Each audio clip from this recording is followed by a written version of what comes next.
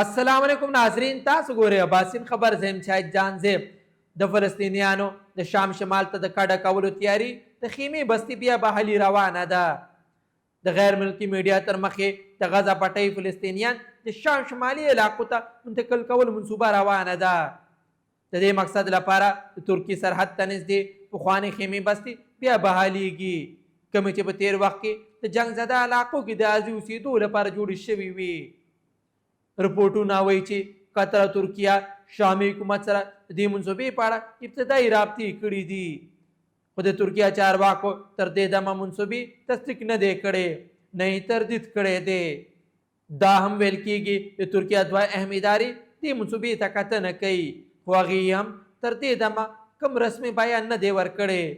له دې نه مخکې امریکنۍ میډیا دعوه کړې وه چې امریکا او اسرائیل د غزه خلکو شام ته منتقل کولو منصوبه سنجیده اخلي.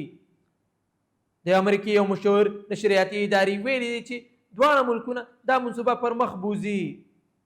دغه پرمختګ هغه وخت مخې ته راغلی دی کله چې اسرائیل خاموشۍ سره د پخوانی صدر ډونالډ ټرمپ د فلسطینیانو په اړه جوړ شوي پلان عملي کولو یې کولې، چې په دې کې د غزه نه 100 لکه نه زیات فلسطینیان د مستقل اوسېدو لپاره بل ځای ته منتقل کول شامل دي.